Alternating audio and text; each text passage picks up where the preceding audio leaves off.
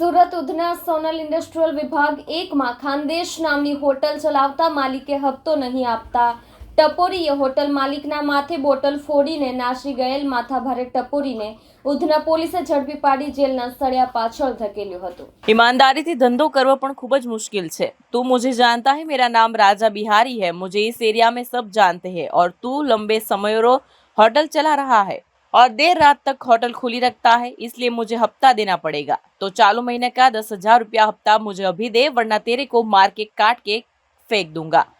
तेम उधना विस्तार में आवेली होटल मालिक ने माथाभारे ईसमे धमकी आपी गल्ला में रहेल रोकड़ा रुपया 4,750 बळजबरी थी काढ़ी लई होटल मालिक पर काचनी बोटल वडे हुमलो करी नासी गयो। आरोपी ने उधना पोलीसे झड़पी पाड़ी वधु तपास हाथ धरी छे। शहरना उधना खाते आवेली कल्याण कुटीर सोसायटी में रहता रविंद्र रामा चौधरी उना सोनल इंडस्ट्रीयल विभाग 1 में खानदेश नामनी होटल चलावे छे। गत 11 एप्रिल 2005 ની રાત્રે રવિન્દ્ર ચૌધરી તથા ભાણેજ પંકજ મનોહર ચૌધરી પોતાની હોટલ બંધ કરી રહ્યા હતા ત્યારે રાજા બિહારી નામનો સ્થાનિક માથાભારે ઈસમ હોટલ પર આવ્યો હતો અને તેમના શર્ટ કોલર પકડી ધમકી આપી કહ્યું કે તું मुझे जानता है, मैं नाम राजा बिहारी है, मुझे इस एरिया में सब जानते हैं और तू लंबे समय से होटल चला रहा है, देर रात तक होटल खुली रखता है, इसलिए मुझे हफ्ता देना पड़ेगा। तो चालू महीने का 10,000 रुपया हफ्ता मुझे अभी दे, वरना तेरे को मार के काट के फेंक दूंगा। जेथी रविंद्रए तेने हफ्तो आपवानी ना पाड़ता बळजबरी करी होटलना गल्लामां रहेला रोकड़ा रुपया 4,750 काढी लीधा हता। जो के रविंद्रए तेने रोकवा जता गाड़ागारी करीने मार मार्यो हतो। એટલું ઓછું હોય તેમ હોટલમાં રહેલ થમ્સઅપ કોલ્ડ ડ્રિંક્સની કાચની બોટલથી રવિન્દ્રને જમણી આંખ ઉપર કપાળના ભાગે મારી દીધી હતી। કેમેરામેન હકીમ શેખ સાથે વસીમ હાસમીનો રિપોર્ટ, આઝાદ ન્યૂઝ, સુરત। સુરત શહેરના ઉધના પોલીસ સ્ટેશન વિસ્તારમાં એક જગ્યાએ નોનવેજની દુકાન આવેલી છે। આ દુકાનમાં એક વ્યક્તિ જેનું નામ મહેશ ઉર્ફે રાજેન્દ્ર ગુપ્તા છે, પોતાને રાજા બિહારી તરીકે ઓળખાવે છે।